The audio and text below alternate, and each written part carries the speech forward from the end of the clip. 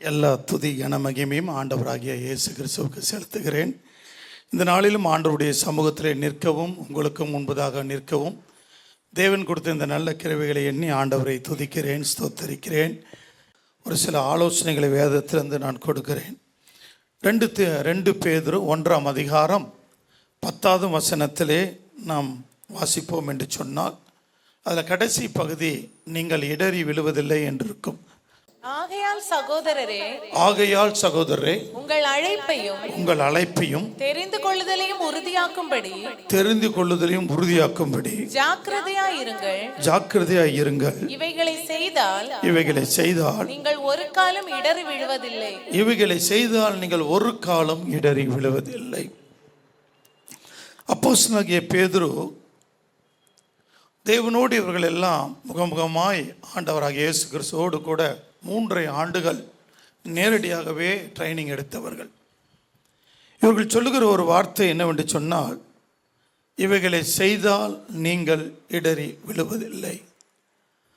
பேதுரு உயிரோடு இருக்கும் பொழுதே அவனுடைய வாழ்க்கையினுடைய கடைசி நேரம், அது மரணத்துக்கு சமீபமாய் வந்துட்டான். அது 13ஆம் வசனத்தில் பார்க்கும்போது, நம்முடைய கர்த்தராகிய இயேசு கிறிஸ்து எனக்கு அறிவித்தபடியே நான் என் கூடாரத்தை விட்டு போவது சீக்கிரத்தில் நேரிடும் என்று அறிந்து இந்த கூடாரத்தில் நான் இருக்கும் அளவும் உங்களை நினைப்பூட்டி எழுப்பி விடுகிறது நியாயம் என்று எண்ணுகிறேன்.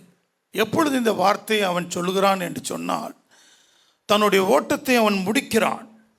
தன்னுடைய ஓட்டத்தை முடிக்கும்போது அவனுக்கு வந்ததான கேள்விகள், அவன் கேட்ட வார்த்தைகள் என்று சொன்னால், ஜனங்கள் இடறி விழுந்து கொண்டே இருக்கிறார்கள்.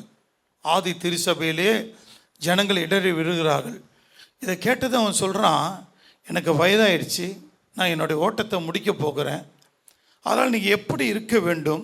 இவைகளை செய்தால் நீங்கள் இடறி விழுவதில்லை. எத்தனை பேர் ஆமென் சொல்லுவீங்க? அப்போஸ்தலனாகிய பவுல் சொல்லும்போது, பிரசங்கிக்கிற நான் ஆகாதவனாய் போகாதபடிக்கு என்னுடைய சரீரத்தை எப்படி செய்கிறானா, ஒடுக்கி கீழ்ப்படுத்துகிறேன். நல்லா பிரசங்கம் பண்ணலாம், நல்லா பாடலாம், நல்லா ஜெபிக்கலாம். அதே நேரத்தில் எப்போ வேணால் யார் வேணால் கீழே விழலாம். எப்போ வேணாலும் யார் வேணாலும் கீழே விழலாம். ஏன் என்று சொன்னால், இன்றைக்கு அநேக இடங்களிலே வசனத்துக்கு நேரம் இல்லை. சாரால் நவரோஜி அம்மா சென்னையில் சபை வைத்திருந்தார்கள். அவருடைய காலை ஆராதனை 9 மணிக்கு ஆரம்பமாகும். 4 மணிக்கு ஆராதனை முடிப்பார்கள். எத்தனை மணிக்கு முடிப்பாங்க? 4 மணிக்கு முடிப்பாங்க. 9 மணி 9:01க்கு டோர் லாக் பண்ணுவாங்க. 9 மணிக்கு யாராவது தாமதமாய் வந்தார்களும் ஆராதனைக்குள்ளே வர முடியாது. அப்படியே அவர்கள் வீட்டுக்கு போவார்கள். அன்றைக்கு வசனத்துக்கு தான் சபை இருந்தது. இன்றைக்கு சபை ஆர்கெஸ்ட்ரா மாதிரி ஆயிடுச்சு.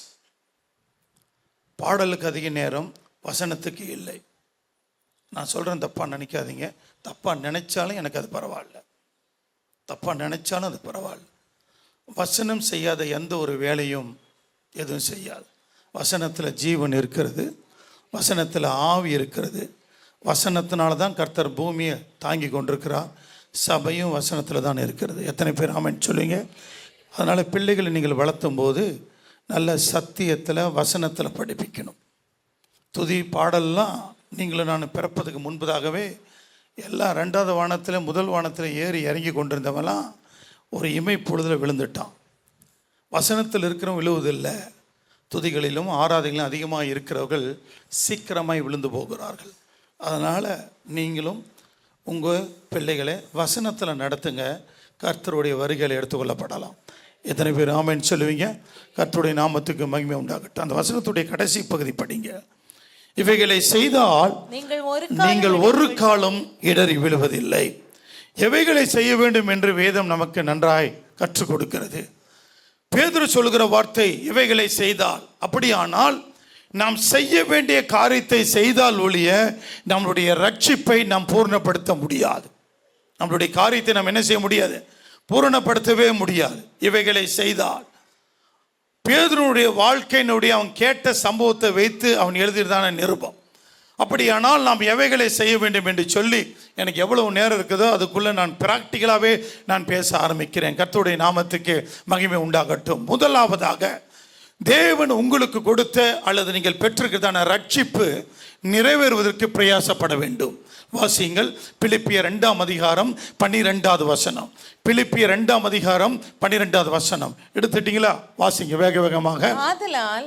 ஆதலால் எனக்கு பிரியமானவர்களே, எனக்கு பிரியமானவர்களே, நீங்கள் எப்பொழுதும் கீழ்ப்படிகிறபடியே நான் உங்களுக்கு சமீபமாய் இருக்கும் பொழுது மாத்திரமல்ல, நான் தூரமாய் இருக்கிற இப்பொழுதும் அதிக பயத்தோடும் நடுக்கத்தோடும் உங்கள் ரட்சிப்பு நிறைவேற பிரயாசப்படுங்கள். உங்கள் ரட்சிப்பு நிறைவேற எவைகளை செய்தால் நீங்கள் இடறி விடுவதில்லை. முதலாவதாக, தேவன் கொடுத்த, உங்களுக்கும் எனக்கும் தேவன் கொடுத்திருக்கிறதான அந்த ரட்சிப்பு, அதை நிறைவேற்றுவதற்கு நாம் என்ன செய்ய வேண்டுமாம்? பிரயாசப்படணும். ரட்சிப்பு என்று சொன்னால் இன்னைக்கு அநேகரை கேட்பாங்க, எப்போ ரட்சிக்கப்பட்டீங்களான்னு கேட்குறாங்க. என்ன ரட்சிக்கப்பட்டீங்களேன்னு என்ன சொன்னோம்? ரட்சிக்கப்பட்டேன் என்று சொன்னால் ரட்சிப்பில் 16 விதமான காரியங்கள் இருக்கிறது. நீ ஆஸ்வதிக்கப்பட்டாயா? ரட்சிக்கப்பட்டேன்னா பாவத்தில், சாபத்தில், மரணத்தில், வியாதியில், கட்டில், இப்படிப்பட்ட காரியங்கள்லேருந்து நீ விடுதலை ஆக்கியிருக்கிறாயாப்பா? விடுதலை பட்டுட்டியா? உனக்கு ஒரு ஜெயமுள்ள ஒரு வாழ்க்கை இருக்குதா? எல்லாத்துலேயும் ஜெயம் பெற்றிருக்கிறியா? விழுந்து போகாமல் இருக்கிறியா? இதுக்கு பெயர் தான் ரட்சிப்பு. ரட்சிப்பு இலவசம். இந்த ரட்சிப்பு நிறைவேறுவதற்கு பிரயாசப்படுங்கள். ஆண்டவர் நமக்கு உலக ரட்சகர் யார்? அவர் ஆண்டவராக இயேசு கிறிஸ்து. அவர் தான் உங்களை என்ன செய்தார்? ரட்சித்திருக்கிறார்.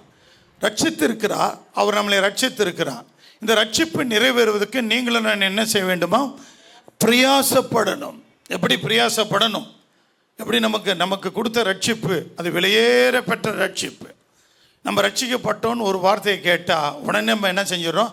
தலையாட்டிட்டு நான் ரட்சிக்கப்பட்டிருக்கிறோன்னு சொல்கிறோம். அப்படி அல்ல. ரட்சிப்பில் 3 காரியம் இருக்கிறது. கடந்த கால ரட்சிப்பு, நிகழ்கால ரட்சிப்பு, எதிர்கால ரட்சிப்பு. வசனத்தை காண்பிக்கிறேன். எபேசியர் 2ஆம் அதிகாரம் எடுத்துக்கொள்ளுங்கள். 8வது வசனத்துக்கு வாருங்கள். எபேசியர் 2ஆம் அதிகாரம் 8வது வசனம். அந்த கிருபை, எபேசியர் 2:8. கிருபையினாலே விசுவாசத்தை கொண்டு ரட்சிக்கப்பட்டீர்கள், இது உங்களால் உண்டானது அல்ல, இது தேவனுடைய ஈவு. கிருபையினாலே விசுவாசத்தை கொண்டு ரட்சிக்கப்பட்டீர்கள். எப்போ ரட்சிக்கப்பட்டிருக்கிறேன்? இங்கே ரட்சிக்கப்பட்ட நாள் உங்களுக்கு தெரியுமா? நான் 1996ஆம் ஆண்டு 18ஆம் தேதி 10ஆம் மாதம் 96ஆம் ஆண்டு நான் ரட்சிக்கப்பட்டேன். ரட்சிக்கப்பட்ட நாள் முதல் கொண்டு கர்த்தருடைய ஊழியத்தை செய்கிறேன். ரட்சிக்கப்பட்டீர்கள். அந்த ரட்சிப்பு இன்னைக்கு போதாது. ரட்சிப்பில் 3 தன்மை. இறந்த கால ரட்சிப்பு, நிகழ்கால ரட்சிப்பு. என்னது? பிலிப்பியர் 2ஆம் அதிகாரம் 12வது வசனத்தில் படித்தோம். என்ன படிக்கிறோம்? உங்கள் ரட்சிப்பு நிறைவேறுவதற்கு பிரயாசப்படுங்கள். எப்படி பிரயாசப்படணும்? சபை கூடி வருகிறோம். சபை கூடி வருவது பிரயாசப்படுகிறோம். உபவாசம் பண்ணுறோம். இன்றைக்கு உபவாசம் இல்லை. இன்றைக்கி அநேக இடங்களில் உபவாசம் இல்லை. பிரதிஷ்டையை பார்க்க முடியல, உபவாசத்தை பார்க்க முடியல. ஊழியம், சுவிசேஷ ஊழியம், ரட்சிப்பு நிறைவேறுவதற்கு பிரயாசப்படணும். வசனத்தை வாசிக்கணும், ஜெபிக்கணும், தனியாக தேவனோடு உள்ள உறவு. 3வது, மத்தேயு 24ஆம் அதிகாரம் 13வது வசனத்தை பாருங்கள். மத்தேயு 24ஆம் அதிகாரம் 13வது வசனம். மத்தேயு 24:13 எடுத்துட்டீங்களா? முடிவு பரியந்தம் நிலை நிற்பவனே ரட்சிக்கப்படுவான். பல போராட்டங்கள் வாழ்க்கையில், பல பிரச்சனைகள். ரட்சிக்கப்பட்டு வருவது என்று சொன்னால் சாதாரண விஷயம் அல்ல. பாதி பேர், எத்தனையோ பேர் கூடவே இருந்தான். பவுல் கூட இருந்தது யாரு? தேமா கூடவே இருக்கிறான். பவுல் சொல்லுகிறான், அவன் இப்பிரபஞ்சத்தின் மேல் ஆசை வைத்து என்னை விட்டு பிரிந்து போனான். ஏங்க, அவ்வளோ பெரிய லீடர். இயேசுக்கு அடுத்தது பவுலை சொல்லலாம். ஏன்னா அவன் என்ன சொல்லுகிறான்? நான் கிறிஸ்துவை பின்பற்றுறது போல நீங்கள் என்னை பின்பற்றுங்கிறான். அந்த அளவுக்கு ஆண்டவரை, இயேசுவை தன்னுடைய சரீரத்தில், இயேசுடைய பாடுகளை தரித்து கொண்டிருக்கிறவன் சொல்லுகிற ஒரு வார்த்தை. அவனோடு கூட இருக்கிறான். அவனோடு கூட இருந்த தேவனால நினச்சி பார்த்துருக்கிறேன், ஆண்டவரே நீங்கள் இருந்த நாட்களில் எனக்கு ஒரு பிறக்க வாய்ப்பு கிடைக்கலையப்பா. நான் பவுலோடு இருந்திருந்தேன்னா நான் இன்னமும் கர்த்தருக்கு நான் மகிமையாக எழுந்திருக்கலாம். இன்னும் எனக்குள்ள ஒரு பிரதிஷ்டை இருந்திருக்கும். இன்னும் எனக்குள்ளே இருக்கிற அந்த உலக ஆசைலாம் என்னை விட்டு வெளியே போயிருக்குமே, இன்னும் நான் மறைஞ்சு கர்த்தருக்கு ஏதாகிலும் செஞ்சிருக்க கூடுமே. அப்படிப்பட்ட பவுலோடு கூட இருந்தவன் தான் இப்பிரபஞ்சத்தின் மேல் ஆசை வைத்து என்னை விட்டு பிரிந்து போனான் என்று சொன்னான். அப்போ வேதவசனம் என்ன சொல்லுகிறது? முடிவு பரியந்தம் நிலைத்திருக்கிறவன் தான் ரட்சிக்கப்படுவான். அப்போ ஆண்டவர் கொடுத்த ரட்சிப்பை அதை நிறைவேற்றுவதற்கு நீங்கள் நான் என்ன செய்யணும்? பிரயாசப்பட்டுக்கிட்டே வரணும். ஏன் சபை கூடி வரணும்? ஏன் இடை கூட்டம்? ஏன் ஊழியம் செய்யணும்? தேவன் எனக்கு ரட்சிப்பை இலவசமாக கொடுத்துட்டார். ஆண்டவர் எல்லாருக்கும் ரட்சிப்பை இலவசமாக கொடுத்துட்டார். ஆனால் ரட்சிப்பை நிறைவேறுவதற்கு கிரயத்தை செலுத்தணும். எதை செலுத்தணும்? கிரயத்தை. எடுத்துக்கொள்ளுங்கள். எபிரேயர் 2ஆம் அதிகாரம் அப்படியே வசனத்தை பாருங்க. எபிரேயர் 2ஆம் அதிகாரம் 4வது வசனத்தை எடுத்துக்கொள்வோம். வேகமாக அப்படியே பார்ப்போம். அடையாளங்களினாலும் அற்புதங்களினாலும் பலவிதமான பலத்த செய்கைகளினாலும் தம்முடைய சித்தத்தின்படி பகிர்ந்து கொடுத்த பரிசுத்த ஆவியின் வரங்களினாலும் தேவன் தாமே சாட்சி கொடுத்ததுமாய் இருக்கிற இவ்வளவு பெரிதான ரட்சிப்பை குறித்து நாம் கவலையற்று இருப்போமானால் தண்டனைக்கு எப்படி தப்பித்துக் கொள்ளுவோம்? எத்தனை பேர் ஆமென் சொல்லுவீங்க? எத்தனை பேர் ஆமென் சொல்லுவீங்க? நீங்கள் ரட்சிக்கப்பட்டது உண்மைதான். ஆனால் நீங்கள் ரட்சிக்கப்பட்டதனுடைய பிரயாசம் இருக்குதா? அந்த ரட்சிப்பு இன்னைக்கு எத்தனையோ பேர் இடத்துல 96ஆம் ஆண்டு மனம் திரும்பி நான் ஞானஸ்தானம் எடுத்தவன். அன்றைக்கு இருக்கிற அதே தேவ பயந்தான் இன்னைக்கு வருது. அன்னைக்கு இருக்கிற அதே பயத்தில் இருக்கிறேன். சபை நடத்துகிறேன். சென்னை பட்டணத்தில் முகப்பேர் பகுதியில் அசம்பிளிஸ் ஆஃப் காட் ஏஜி சபையினுடைய நான் ஒரு போதகனாக இருக்கிறேன். எங்களுடைய ஸ்தாபனத்தில் நான் ஒரு மிஷன் லீடர். இந்திய தேசத்தில் போகாத மாநிலங்கள் கிடையாது. இந்த வருடம் இது 5வது மாதம், 4 மாதம் முடிவதற்குள்ளாக 3 முறை நாங்கள் வட இந்தியா ஊழியத்துக்கு போய்விட்டேன்.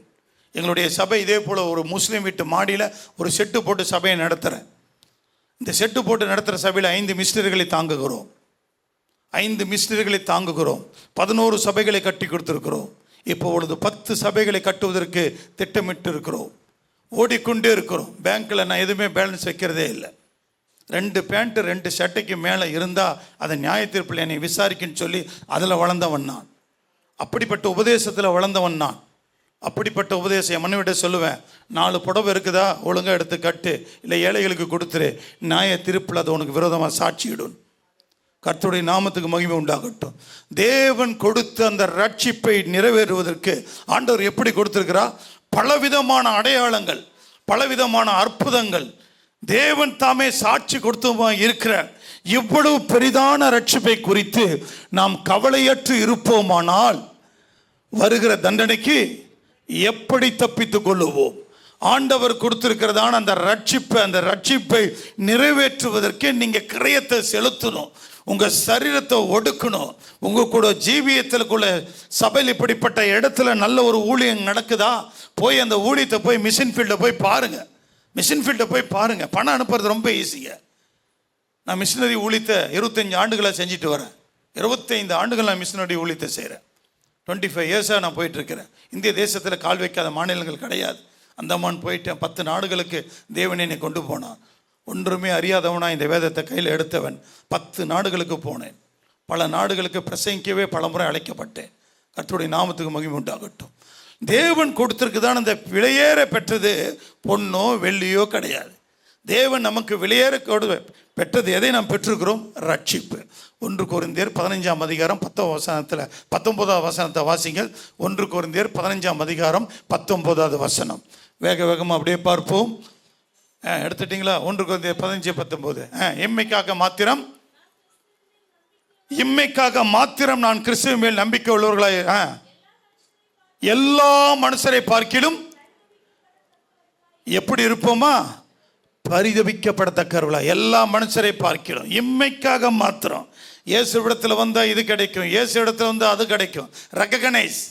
இந்தியாவை பொறுத்த வரைக்கும் என்ன, முக பரிச்சயத்தை தான் இந்திய மக்களுடைய தன்மை என்னன்னு கேட்டீங்களாக்கா, முகத்தை அடையாளப்படுத்தணும், ஃபேஸ் அறிமுகப்படுத்தணும். ஃபெமிலியாரிட்டி விரும்புகிறது உலகம்.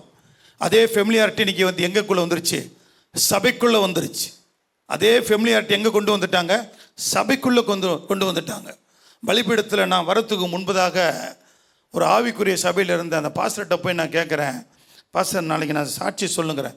25 ஆண்டுகளுக்கு முன்பதாக அந்த பாஸ்டர் சொன்னார், ரட்சிக்கப்பட்ட புதுசில், தம்பி பலிபீடத்தில் வந்து 10 நிமிஷம் சாட்சி சொல்கிறேன்னு சொல்கிறியப்பா அப்படின்னு சொல்லி என் சாட்சி அவர் கேட்டுட்டு, எவ்வளோ மணி நேரம் ஜெபம் பண்ணிட்டு பலிபீடத்தில் நிற்பேன்னு கேட்டார்.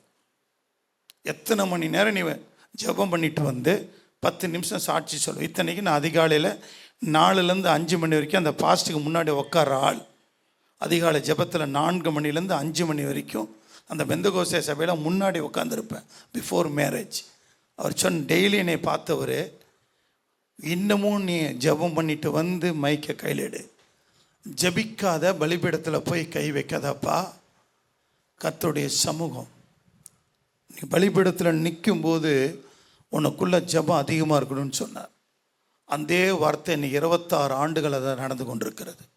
சாதாரணமாக யாரையும் பலிபீடத்தில் ஜெபம் இல்லாமல் இந்த பலிபீடத்துக்கு வந்துடாதீங்க. நெருப்பு இருக்கிற இடம், அக்கினி பட்சிக்கிற இடம், இந்த இடத்துல டேலண்ட்டை காட்டுவதற்கு பயன்படுத்தாதீங்க. அதை மற்ற இடத்துல வச்சுக்கோங்க. கர்த்தருடைய பலிபீடத்தில் என்ன, நம்மளுடைய தகுதியை காட்டுவதற்கு இல்லை. இது பலிபீடம், அக்கினி பட்சிக்கிற இடம். இந்த இடத்துல நிற்கணும்னு சொன்னால் கால் நடுங்கணும், முழங்காலில் இருக்கணும், உபவாசம் பண்ணணும். இதெல்லாம் பண்ணிட்டு வந்து நின்னா கர்த்தர் கூட இருப்பார், வருகிற ஜனங்களுடைய இருதயத்தை உடைப்பார். எத்தனை பேர் ஆமென் சொல்ல முடியும்? கர்த்தருடைய நாமத்துக்கு மகிமை உண்டாகட்டும். இம்மைக்காக மாத்திரம் அல்ல, இம்மைக்காகவா? எல்லா மனுஷரை பார்க்கலாம் எப்படி இருப்போம் நாம்? பரிதபிக்க அந்த விலையேற பெற்ற ரட்சிப்பை கர்த்தர் உங்களுக்கு எனக்கு தந்திருக்கிறார். நீங்கள் பிறப்பதற்கு முன்பதாக, நான் பிறப்பதற்கு முன்பதாக இந்த இடத்துல எத்தனையோ வெள்ளைக்காரன் வந்தாங்க. எத்தனையோ வெள்ளைக்காரன் வந்து தொப்பில கூட அவனுக்கு கஞ்சி கொடுக்கல. தெரியும் உங்களுக்கு எல்லாம் ரெங்கல் தொப்பியை பற்றி தெரியும். மிஷினரியோடைய சம்பவம் சொல்ல தேவையில்லை.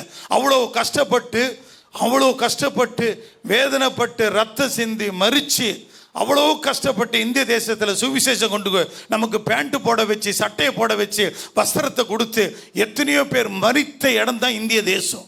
இவ்வளோ பெரிதான ரட்சிப்பை நீங்களும் நான் பெற்றுக்கொள்ள என்று சொன்னால், இந்த ரட்சிப்பை நிறைவேற்றுவதற்கு நீங்களும் நானும் பிரயாசப்படணும். எத்தனை பேர் ஆமென் சொல்ல முடியும்? கர்த்தருடைய நாமத்துக்கு மகிமை உண்டாகட்டும். கர்த்தருடைய நாமத்துக்கு மகிமை உண்டோ. உங்களுக்கு கொடுக்கப்பட்டதான ரட்சிப்பு, எனக்கு நான் பெற்றுக்கத்தான ரட்சிப்பு வேறு யாருக்கும் இருக்கும் என்று சொன்னால் நான் சொல்லுவேன். எங்கள் சபையிலே, ஆண்டவர் என்ன ரட்சத்துக்கு பதிலாக வேறு யாரையா ரட்சித்திருப்பீங்கன்னு சொன்னால், அவன் இன்னைக்கு பீகாரில் இருந்திருப்பான், அவன் இன்னைக்கு ஒரிசாவில் இருந்திருப்பான், அவன் இன்னைக்கு நாகாலாந்தில் இருந்திருப்பானே. என்ன ரட்சித்து நான் வருஷத்துக்கு ஒரு 10-7 தடவை போகிறேன், 4 தடவை தான்ப்பா போயிட்டு வரேன், நான் இருந்து ஊழியம் செய்யலையப்பா. மனசு வாதிக்குது. கூட்டத்தில் வந்து பாட்டு பாடி கைகளை கரங்களை உயர்த்தி அந்நிய பாஷை பேசி கர்த்தர் நல்லவர் அப்படின்னு சொல்கிறது ரொம்ப எளிது. இதெல்லாம் என் ஆண்டவர் மயங்குவதே இல்லை. இதெல்லாம் சாத்தானுடைய வஞ்சனை. இது தேவை. ஆனால் இதில் மயங்கி கிடப்போம் என்று சொன்னால் கர்த்தரை பிரியப்படுத்த முடியாது. முதலாவதாக இவைகளை செய்தால் நீங்கள் இடறி விழுவதில்லை. எதை செய்யணுமா? உங்களுக்கு கொடுத்த ரட்சிப்பு இருக்குதா? நீங்கள் ரட்சிக்கப்பட்டேன்னு தெரியுதா? கிறிஸ்துவ குடும்பத்தில் பிறந்தனால ரட்சிப்பு அல்ல. பாவத்தை அறிக்கையிட்டு மனம் திரும்பி இயேசுவை ஏன்னா இந்த கடைசி காலம், இது பொல்லாத காலம். கூடுமானால் தெரிந்து கொள்ளப்பட்டவர்களும் வஞ்சிக்கப்பட்டு போகிறார்கள். தெரிந்து கொள்ளப்பட்டவன் தான் வஞ்சிக்கப்பட்டு போகிறான். இன்றைக்கு சபைக்குள்ள உலகம் வந்துருச்சு. இன்றைக்கு சபைக்குள்ள உலகம் இருக்குது. துருபதேசங்கள், பலவிதமான உபதேசங்கள், சுய இச்சைக்கேற்ற பிரசங்கள் வேணும். கண்டித்து உணர்த்துற பிரசங்கரை பிடிக்காது, அடுத்த தடவை கூப்பிட மாட்டாங்க. கொஞ்ச காலம்தான் கர்த்தர் ஜாட்டை எடுப்பார். தேவனே அவரே ஜாட்டை வச்சிருக்கிறா, எப்போ எடுக்கணுமோ அப்போ ஜாட்டை எடுப்பார். கர்த்தருடைய நாமத்துக்கு கொடுத்த ரட்சிப்பை அதை நிறைவேற்றுவதற்கு பிரயாசப்பட்டு கொண்டே இருங்க. பிரயாசப்பட்டு, ஆண்டவரே நான் பாவி, ஒரு சின்ன தப்பு பண்ணாலும், ஒரு சின்ன நமக்குள்ள ஒரு பெருமை வந்துருச்சா, உடனே தேவ சமூகத்தில் போய் விழுந்து கிடக்கணும். ஆண்டவர் என்னை மன்னிங்கப்பா. இவ்வளோ பெரிதான ரட்சிப்பு பணத்தில் வாங்க முடியாது, பொருளை வாங்க முடியாது. மரணம் எப்போ வேணால் யாரை வேணால் சந்திக்கும். மரணத்துக்கு வயது கிடையாது. எப்போ வேணால் யாரை வேணால் எந்த நேரத்தில் வேணால் மரணம் வரும். அதுக்கு தேவன் நம்ம கொடுத்த ரட்சிப்பை பிரயாசப்பட்டு காத்துக்கொள்ள அவசியம். நம்முடைய ஆண்டவர் எபிரேயர் 2ஆம் அதிகாரம் 10ஆம் வசனத்தை எடுத்துக்கொள்ளுங்கள். 10ஆம் வசனத்தை வாசிங்கள். எபிரேயர் 2:10 எடுத்துட்டீங்க. ஏனென்றால் சகலத்தையும் உண்டாக்கினவர் மகிமையில் கொண்டு வந்த சேர்க்கையில் உபத்திரவங்களினாலே பூர்ணப்படுத்துகிறது. ஆண்டவருக்கு பிதாவுக்கு ஏற்றதா இருந்தது. எப்படி ஆண்டவர் ரட்சிப்பை பூர்ணப்படுத்துகிறார்? கம்ஃபர்டபுள் லைன்லையா? கம்ஃபர்டபுள் வாழ்க்கையா? இருக்கிற வாழ்க்கை அப்படியே சுகபோகத்தில் அப்படியே உளுந்து கிளந்து நட. அதிலே ஆண்டவர் பூர்ணப்படுத்துகிறார். ரட்சிப்பு பூர்ணமடைய வேண்டும் என்று சொன்னால் உபத்திரவத்தின் வழியாகத்தான்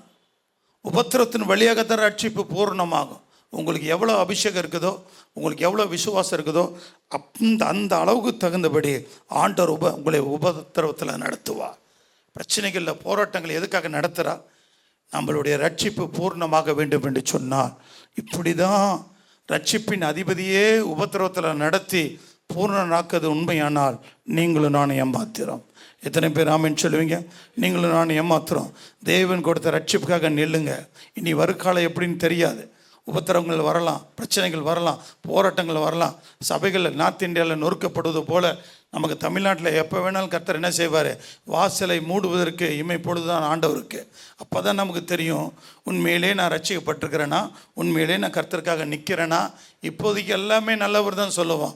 பிரச்சனைகள் வரும்போது, அடி வரும்போது, நஷ்டங்கள் வரும்போது, கண்ணீர் வரும்போது, பைபிள் எடுத்துகிட்டு வெளியே போனால் அடிக்கிறோம் வரும்போது தான் தெரியும் உண்மையிலே நீங்களும் நானும் ரட்சிக்கப்பட்டு இருக்கிறோமா இல்லையா. உங்கள் ரட்சிப்பு நிறைவேறுவதற்கு பூர்ணப்படுங்கள். ரெண்டாவதாக, கடந்த ஞாயிற்றுக்கிழமை பெந்தகோஸ்தே ஞாயிறு கொண்டாடினாங்களா? ஆவின் அபிஷேகத்தெல்லாம் பற்றி எடுத்துக்கொள்ளுங்கள். எபேசியர் 6ஆம் அதிகாரம் 10வது வசனத்தை வாசிக்கலாம். எபேசியர் 6ஆம் அதிகாரம் 10வது வசனத்தை வாசிப்போம். கடைசியாக, என் சகோதரரே, கர்த்தரையும் அவருடைய சத்துவத்தின் வல்லமையிலும் பலப்படுங்கள். போதும். ரெண்டாவதாக, நம்முடைய வாழ்க்கையிலே நாம் இடறி போகாமல் இருக்க வேண்டும் என்று சொன்னால் நமக்கு கர்த்தருடைய வல்லமை நமக்கு தேவை, கர்த்தருடைய சத்துவம் நமக்கு தேவை. கடைசியாக சகோதரரே, கர்த்தரிலும் அவருடைய சத்துவத்தின் வல்லமையிலும் பலப்படுங்கள். பலப்படுத்துகிறவர் ஆவியானவர், பரிசுத்த ஆவி. அப்போஸ்தலர் 1:8 என்ன சொல்லுகிறது? பரிசுத்த ஆவி உங்களிடத்தில் வரும்போது நீங்கள் எதில் என்ன அடைகிறீங்களா? பலன் அடைந்து. ஆண்டோர் எப்போ நமக்கு பலன் தரா? பரிசுத்த ஆவின் மூலமாக பலன் தரா. எபிரேய பைபிள் என்ன போட்டிருக்குதுன்னு சொன்னாக்கா, பரிசுத்த ஆவி உங்களிடத்தில் வரும்போது நீங்கள் தேவ பலன் அடைந்து. எருசலேம், சமாரியா, யூதேயா, உலகத்தின் முடிவு பரியந்தம் எனக்கு எப்படி இருப்பீங்க? சாட்சியில். நம்முடைய தமிழ் பைபிளில் சாட்சியில் இருப்பீர்கள். எபிரேயர் வேதாகமத்தில் மூல பாஷையில் இரத்த சாட்சிகளாக இருப்பீர்கள். எப்படி இருக்கும்? இரத்த சாட்சியாக இருப்பீர்கள். இருக்க முடியுமா? அன்றைக்கி அந்த வார்த்தையெல்லாம் நம்ம பைபிளில் போட்டிருந்தாக்கா பைபிள் படிக்கிறதே எடுத்து ஓரம் வச்சுருவோம். பைபிள் படிக்கிறது நம்ம அப்படி உள்ளே வச்சுட்டு நல்ல இதமான பாடல் பாடுறதை நான் தவறான்னு சொல்லலை, மன்னிச்சிருங்க. என்ன, நான் வளர்ந்த விதம் வேறு. நல்லா தியாகமுள்ள ஊழியக்கார்ட்ட கர்த்தர் என்னை நடத்தினார். இன்றைக்கு அன்னைக்கெல்லாம் பாடல் பாடும்போது அப்படியே மனசு உடையுங்க. 1-2 பாடலாம் எடுத்து வச்சேன்.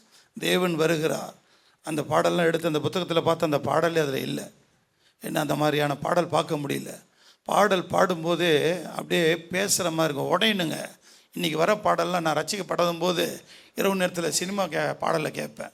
இன்றைக்கி வர பாடலெல்லாம் நோவு உண்டாக்குது, குளிர்ச்சி ஆக்கிருச்சு, நல்லா இதமாக இருக்குது கேட்குறதுக்கு. ஒருத்தனும் ஊழியத்துக்கு எழும்பலை, ஒருத்தனும் கிராமத்து ஊழியத்துக்கு போகல.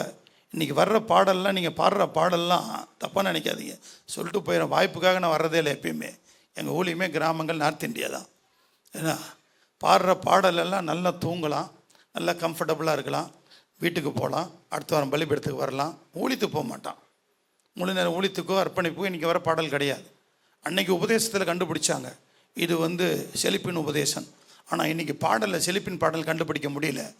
புத்தி இல்லை, மன்னிச்சுக்கோங்க, புத்தி இல்லை. பாடல் பாடும்போது அன்றைக்கி இருந்த பாடல்லாம் வருகையில் முடிப்பாங்க. இன்றைக்கி வர பாடல்லாம் நல்லாவே இருக்குது, கை கால் அடிப்படல, கர்த்தர் தேய்ப்பார், தூக்குவார், ஏற்கனவே தூக்கிட்டார், தூக்குவார், உட்கார வைப்பார், தடவுவார், இப்படி அப்படி. என்ன பாடல்ங்க, என்ன பாடல்! மனசாட்சி வாதிக்காதா? ஒரு வேளை சூடுண்டு போச்சான்னு தெரியல. கர்த்தருடைய நாமத்துக்கு பரவாயில்ல, எங்கே போனாலும் பரவாயில்ல, நான் அதை பற்றி நான் பயப்படுறதில்லை. ஏன்னா இந்த பலிபீடம் இந்த 1 மணி நேரம், எனக்கு 1 மணி நேரம், நீங்கள் 20 பேரோ 25 பேரோ உட்காந்துருந்தீங்களா? கர்த்தர் எனக்கு 25 மணி நேரத்தை கொடுத்துருக்குறா. எத்தனை பேர் ஆமென் சொல்லுங்க? 25 மணி நேரத்துக்கு நான் செய்தியை கொடுக்குறேன். என்ன, இதனுடைய ரத்தப்புள்ளி என்ன இடத்துல ஆண்டவர் கேட்பார், மகனே உனக்கு அந்த பலிபீடத்தை கொடுத்தனேப்பா, நீ ஏன் ஆரோக்கியமான உபதேசத்தை பேசியக்கா ஜனங்களை சந்தோஷப்படுத்திட்டு வந்த? ஏன்னா அதில் வந்து அந்த லிஸ்ட்டில் நான் இருக்கக்கூடாது. ஏன்னா எனக்கு மாத்திரம் இல்லை, எனக்கு கொடுத்துருக்க என் மனைவிக்கு என் பிள்ளைகளுக்கு அந்த சாபம் வரக்கூடாதுங்கிறதுக்காக பலிபீடத்தில் நல்ல பேர் எடுக்க விரும்பலை, சத்தியத்தை மாத்திரம் சொல்ல விரும்புகிறேன். எத்தனை பேர் ஆமென் சொல்லுவீங்க? கர்த்தருடைய நாமத்துக்கு மகிமை உண்டாகட்டும். உங்களுக்கு ஆண்டவர் ரெண்டாவதாக நாம் எதை நாம் பெற்றுக்கொள்ள வேண்டும் என்று சொன்னால், உங்களுக்கு ஆண்டவர் கொடுத்துட்டு நீங்கள் எவைகளை செய்தால் இடற மாட்டீங்க. நம்பர் 1, உங்களுடைய ரட்சிப்பை நீங்கள் டெய்லி நீங்கள் என்ன பண்ணுங்க, ஆண்டவரே நான் எப்படிப்பா என்னை ரட்சித்தீர், இவ்வளோ பெரிய உலகத்தில் என்னையா என்கிட்ட என்ன இருந்தது, பணம் இருந்ததா, அழகு இருந்ததா, படிப்பு இருந்ததா, என்கிட்ட என்ன இருந்ததுப்பா, எப்படிப்பா என்னை ரட்சித்தீர் என்று சொல்லி இந்த கேள்வி நீங்கள் கேட்டு பாருங்க, உங்கள் ரட்சிப்பு பூர்ணமாகும். ரெண்டாவது, ஆவியினுடைய அபிஷேகத்தை பெற்றுக்கொள்ளுங்கள். பழைய ஏற்பாட்டின் காலத்தில் அபிஷேகம் எல்லாருக்குமே கிடையாது, 3 பேருக்கு மாத்திரம் இருந்தது. ஒன்று ராஜாக்களுக்கு, 2வது தீர்க்கதரிசிகளுக்கு, 3வது ஆசாரியனுக்கு. இவர்கள் 3 பேருக்கு தான் அபிஷேகம். அப்பொழுது ஆவியானவர் வந்து இறங்குவார். சிம்சோன் மீது இறங்கினார், எப்தா மீது இறங்கினார். ஆவியானவர்களை விட்டு போய்விடுவார். ஆனால் புதிய ஏற்பாட்டில் அப்படி அல்ல. யோவேல் 2ஆம் அதிகாரம் 27-28 வாசிக்க வேண்டாம். கடைசி நாட்களில் மாம்சமான யாவர் மேலும் என் ஆவியை ஊற்றுவேன் என்று சொன்னார். இந்த நாட்களில் ஆண்டவர் நமக்கு ஆவியினுடைய அபிஷேகத்தை தந்திருக்கிறார். சகோதரனே, சகோதரியே, உங்களுடைய வாழ்க்கையில் நீங்கள் அபிஷேகத்தை கேளுங்க. தேவ சமூகத்தில் வந்து உட்காருங்க. ஆண்டவரே, இன்றைக்கு நான் ஆராதனைக்கு போகிறேன்ப்பா, நேற்றுடைய அபிஷேகம் வச்சுட்டு என்னால் உற்சாகமாக செய்ய முடியல, கடமைக்கு இதை பழகிட்டேன், 1 மணி நேரம் ஜெபம் நடத்தணும், சும்மா போயிட்டு வரணும், இப்படி வரக்கூடாது. ஒரு ஜீவனோடு, ஆஹா எவ்வளோ மகிமையான ஊழியத்தை கர்த்தர் எனக்கு தந்திருக்கிறார், என்னை நம்பி இந்த பலிபீடத்தை தந்திருக்கிறாரு, என்னை நம்பி இந்த 1 மணி நேரம் கொடுத்துருக்கிறாரு, என்னை நம்பி இந்த உற்சாகம் எங்கே வரும்? இந்த உற்சாகம் யார் இடத்துல இருக்கும் என்று சொன்னால், தேவனுடைய அபிஷேகத்தை பெற்றிருக்கிற ஒரு தேவ மனுஷனுக்குள்ள தான் இருக்கும். எத்தனை பேர் ஆமென் சொல்லுவீங்க? அதனால தான் நீங்கள் அபிஷேகத்தை பெற்றுக்கொள்ளணும். ஆண்டவரத்தில் கேளுங்க. தேவ சமூகத்தில் வந்து, ஆண்டவரே என்னை நிரப்புங்கப்பா. நீங்கள் கேட்க கேட்க கேட்க நீங்க தாகமா இருக்க இருக்க இருக்க ஆண்டவர் உங்களை அபிஷேகிப்பார். நசரனாகிய இயேசுவை தேவன் பரிசுத்த ஆவியினாலும் வல்லமையினாலும் அவர் என்ன செய்தாராம்? அபிஷேகம் பண்ணினார். அபிஷேகம் பண்ணினதுனாலே அப்போஸ்தலர் 10:38 வாசிக்க வேண்டாம். அவர் நன்மை செய்கிறவராயும் பிசாசின் பிடியில் அகப்பட்ட யாவரையும் குணமாக்குறவராய் சுற்றி திரிந்தார். என் ஆண்டவர் பிறக்கும் போதே அவருக்கு என்ன உண்டு? பிறக்கும் போதே பரிசுத்த ஆவியினாலே கர்ப்பம் தரித்தார். ஊழியத்துக்கு வரும்போதே மணந்து அவர் ஞானஸ்நானம் எடுக்கும் போது பரிசுத்த ஆவியான அவர் மேல் புறாவை போல வந்து இறங்கினார். மறுபடியும் அவர் ஊழியத்துக்கு வரும்போது மறுபடியும் தேவன் அவர் அபிஷேகம் பண்ணுகிறார். தாவீதுக்கு 3 முறை அபிஷேகம் பண்ணப்பட்டது. இன்றைக்கு நம்மளுடைய அபிஷேகம் எங்க இருக்கிறது? இன்றைக்கு அபிஷேகத்தை நம்ம வாஞ்சிக்கிறோமா? அன்னைக்கு பேசின அதே அந்நிய பாஷை, அன்னைக்கு பேசினதுபடியே, அன்னைக்கு இருந்த உற்சாகம் இன்னைக்கு இல்லையே. காரணம் என்னவென்று சொன்னால், நம்ம தேவ பிள்ளைகள் நம்மலாம் கம்ஃபர்டபுள் ஜோனுக்குள்ளே வந்துட்டோம். எல்லாம் கிடைச்சிருச்சு, எல்லாமே கிடைச்சிருச்சு. தேவ சமூகத்தில் வந்து நீங்கள் இந்த அபிஷேகத்தை பெற்றுக்கொள்ளணும். இந்த அபிஷேகத்தை பெற்றுக்கொள்ளும் போது எடுத்துக்கொள்ளுங்கள். அப்போஸ்தலர் 2ஆம் அதிகாரம், அப்போஸ்தலர் 2ஆம் அதிகாரத்தை அப்படியே பாருங்க, பார்க்கலாம். முதல் நாள் பாருங்க, அப்போ முதல் வசனத்தை வாசிங்க. அப்போஸ்தலர் 2ஆம் அதிகாரத்துடைய முதல் வசனம். பெந்தேகோஸ்தே என்னும் நாள் வந்தபோது அவர்கள் எல்லாரும் ஒருமனப்பட்டு ஓரிடத்தில் வந்திருந்தார்கள். அப்படியே வந்துட்டீங்களா? இப்போ 37வது வசனம் பாருங்க. 37வது வசனம் பாருங்க. இதை அவர்கள் கேட்ட பொழுது இருதயத்தில் குத்தப்பட்டவர்களாகி பேதுருவையும் மற்ற அப்போஸ்தலர்களையும் பார்த்து, சகோதரரே, நாங்கள் என்ன செய்ய வேண்டும் என்றார்கள். போதும், நல்லா கவனிங்க. அபிஷேகத்தை பெற்ற ஒரு தேவ பிள்ளை, அவனுடைய கேள்வி என்னன்னு கேட்டீங்களாக்கா, ஆண்டவரே நான் என்ன செய்ய வேண்டும்? எத்தனை பேர் ஆமென் சொல்வீங்க? என்னைக்காவது நம்ம ஆண்டவரை பார்த்து கேட்டிருக்கிறோமா? அப்போஸ்தலர் 9ஆம் அதிகாரம் 6வது வசனத்தில் சவுல் அவன் என்ன செய்கிறான்? தமஸ்கு வீதி போகும்போது ஆண்டவனை சந்திக்கிறான். சந்தித்ததும் அவன் கேட்கிறான், ஆண்டவரே, அந்த 6வது வசனத்தை பாருங்க, படிக்க பார்க்கலாம். அவன் நடுங்கி திகைத்து, ஆண்டவரே நான் என்ன செய்ய சித்தமாயிருக்கிறேன்? இதே கேள்வி அவன்கிட்ட வருது. ஒரு அபிஷேகம் பெற்றிருக்கிற ஒரு தேவ பிள்ளை, நீங்க அபிஷேகம் பெற்றது உண்மையானால், அபிஷேகம் ஒன்லி அந்நிய பாஷை பேசுவதுக்கு மாத்திரமல்ல, நீங்க தனிமையில் உட்கார்ந்து ஆண்டவருடைய சமூகத்தில் உட்கார்ந்து நீங்க ஜெபிக்கும் போது அந்நிய பாஷையை வந்து தேவனுடைய ரகசியங்கள். ஆவி, தேவ ஆவி உங்க ஆவியின் தேவனோடு இணைகிற பொழுது ஜெப குறிப்புகளை, பாரத்தை ஆண்டவர் உள்ளத்தில் போட்டுக்கொண்டே இருப்பார். பல மணி நேரம் டங்ஸ்னாலும் அபிஷேகம் பண்ணப்பட்ட போது, எனக்கு அபிஷேகம் கிடைக்கும் போது 1 மணி நேரம் எப்படி போகும்னு தெரியாது. ஜபத்தில் உட்காந்தா வெறும் அந்நிய பாஷையை வாயில் வந்துக்கிட்டே இருக்கும், வெறும் அந்நிய பாஷையை பேசிக்கொண்டே இருப்பேன். ஆண்டவருடைய ரகசியங்கள் யார் யாருக்கெல்லாம் ஜெபிக்க சொல்கிறாரோ அதெல்லாம் அந்நிய பாஷையில் பேசி, இப்போ அந்நிய பாஷை பேசுவதெல்லாம் இப்போல்லாம் பார்த்தீங்கன்னாக்கா ரொம்ப கம்மியாச்சு. நேரமே இல்லைன்னு என்று சொல்லி சாத்தானுடைய வஞ்சனை. அபிஷேகத்தை இரண்டாவதாக நாம் எதை செய்ய வேண்டும், இடராமல் இருக்க வேண்டும் என்று சொன்னால் தேவ அபிஷேகத்தை பெற்றுக்கொள்ளுங்க. தேவ அபிஷேகம் பெற்றவர்கள் தான் கேட்கிறார்கள். முதல் சபை பேதுரு எழும்பி நின்று பிரசங்கம் பண்ணுறான். ஏன்னா ஞாயிற்றுக்கிழமை பெந்தகோஸ்தே நேரம்னால 7 குறிப்பு எடுத்தேன். ஒரு குறிப்பு பேசி முடிக்கிறதுக்கு எனக்கு 1 மணி நேரம் ஆச்சு. ஒரே குறிப்பு தான் பேசி முடிக்கலை. 1 மணி நேரம் முடிஞ்சிருச்சு, மூடிட்டேன். அடுத்த வாரம் பேசிக்கிறேன்னு வந்துட்டேன் சபையில். ஒரே குறிப்புக்கு அபிஷேகம் பெற்ற உடனே அவன் கேட்குறான், சகோதரரே என்ன சொல்ல, அந்த வார்த்தையை படிங்க. இல்லை அந்த பின்பகுதி, சகோதரரே நாங்கள் என்ன செய்ய வேண்டும் என்றார்கள். அபிஷேகம் கிடைச்ச பிற்பாடு நம்மளுடைய கேள்வி எப்படி இருக்கணும்? நான் செய்ய வேண்டியது என்ன? இது வரைக்கும் என் விருப்பத்தை செஞ்சேன், எங்கள் அப்பா சொன்னதை செஞ்சேன், எங்கள் அம்மா சொன்னேன், என் தாய் மாமன் சொன்னது, ஊர் சொன்னது, உலகம் சொன்னது, நான் சொன்னது. நீ இப்படி தான் இருக்கணும். அம்மா பிள்ளைக்கு சொல்கிறது, பிள்ளை அம்மாவுக்கு சொல்கிறது, இதெல்லாம் அபிஷேகத்துக்கு முன்னாடி. எத்தனை பேர் ஆமேன்னு சொல்லுவீங்க? அபிஷேகம் பெற்ற பிற்பாடு கேட்க வேண்டிய கேள்வின்னு, ஆண்டவரே நான் என்ன செய்ய சித்தமாக இருக்கிறேன். இந்த வார்த்தை கேட்டீங்களாக்கா ஆண்டவர் சொன்னார், நீ செய்ய வேண்டியது உனக்கு சொல்லுவார். எத்தனை பேர் ஆமேன்னு சொல்லுவீங்க? நீங்கள் செய்ய வேண்டியது உங்களுக்கு ஆண்டவர் சொல்லுவார். இன்றைக்கு அபிஷேகத்தை பெற்று இன்றைக்கி பெந்தகோஸ்தே சபைகளெல்லாம், பாரம்பரிய சபைகள் கூட ஒரு சிலரெல்லாம் பேச ஆரம்பிச்சிட்டாங்க. சொல்லிட்டாங்க 90% சபைகள் இன்றைக்கு சாத்தானுடைய கண்ட்ரோலில் போயிடுச்சு.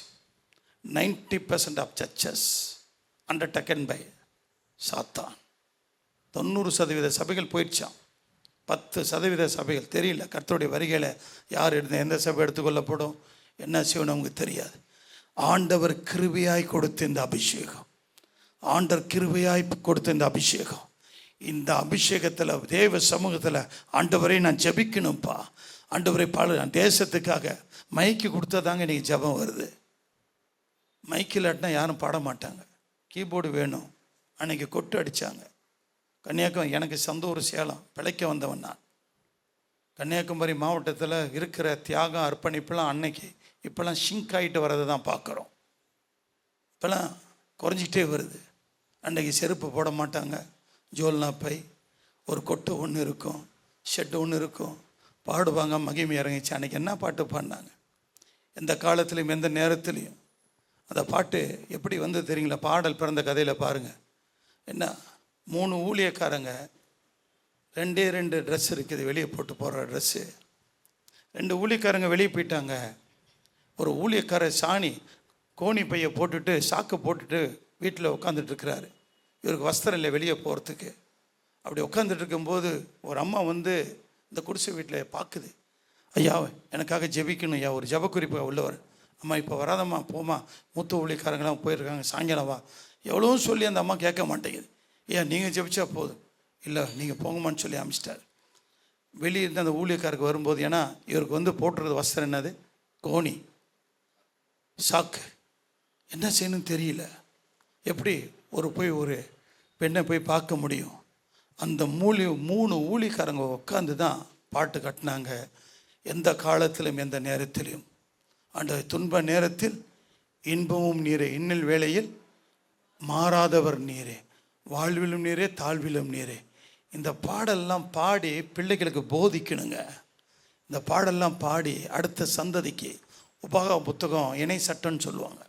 ஆண்டவர் உன் பிள்ளைகளுக்கு சொல்லுப்பா, எதுக்கு கசப்பான கீரை, எதுக்கு இந்த கல், எதுக்கு இந்த வேதனை, நீ பட்ட கஷ்டத்தை உன் பிள்ளைகளுக்கு கற்றுக் கொடுந்தான் உபாகமம் இணை சட்டம். இனி நம்ம பிள்ளைங்களுக்கு அதெல்லாம் கற்றுத்தருவதே இல்லை. எல்லாமே டைரக்ட், எல்லாமே எந்த கஷ்டமும் இல்லாமல் டைரெக்டாக வந்துடணும். நிற்க முடியாது. அஸ்திபாரத்தை நிறுத்துங்க, கட்டி எழுப்பணும் தேவ சமூகத்தில். இதுக்கு என்ன தேவை? நமக்கு அபிஷேகம் தேவை. இன்றைக்கி இதுக்கு என்ன தேவை? நமக்கு அபிஷேகம் தேவை. இன்றைக்கி அபிஷேகம் இல்லாதனால அநேகர் விழுந்து போகிறாங்க. வாசிங்க, 1 யோவான் எடுத்துக்கொள்ளுங்க. 1 யோவான் 2ஆம் அதிகாரத்துக்கு வாங்க. அப்படியே 2ஆம் அதிகாரம் 26, 27 வேகம் அப்படியே பார்ப்போம். உங்களை வஞ்சிக்கிறவர்களை குறித்து இவைகளை உங்களுக்கு எழுதியிருக்கிறேன், நீங்கள் அவராலே பெற்ற அபிஷேகம் உங்களில் நிலைத்திருக்கிறது. ஒருவனும் உங்களுக்கு போதிக்க வேண்டுவதில்லை. அந்த அபிஷேகம் சகலத்தையும் குறித்து உங்களுக்கு போதிக்கிறது. அது சத்தியமாக இருக்கிறது, பொய் அல்ல. அது உங்களுக்கு போதித்தபடியே அவரில் நிலைத்திருப்பீராக. எதற்காக தேவன் நமக்கு அபிஷேகம் தருகிறார் என்று சொன்னால், கள்ள உபதேசங்கள், உங்களை வஞ்சிக்கிறவர்களை குறித்தவைகளை உங்களுக்கு நான் எழுதுகிறேன். எதற்காக அபிஷேகம்? அந்நிய பாஷை பேசுவதற்காகவா? இல்லை நான் அபிஷேகம் பெற்றுட்டேன்னு சொல்வதற்காகவா? அதற்கல்ல. அபிஷேகம் என்பது உலகத்திலிருந்து நம்மளை வெளியே கொண்டு வந்துடும், உறவுகளிலிருந்து வெளியே கொண்டு வந்துடும். என் சித்தம், என் விருப்பம், இது எல்லாமே காலுக்கு கீழே கொண்டு வரும். என் விருப்பம், என் சித்தம், என் எல்லாமே. நான் பேட்டா இண்டியா லிமிட்டடில் வேலை செஞ்சேன்.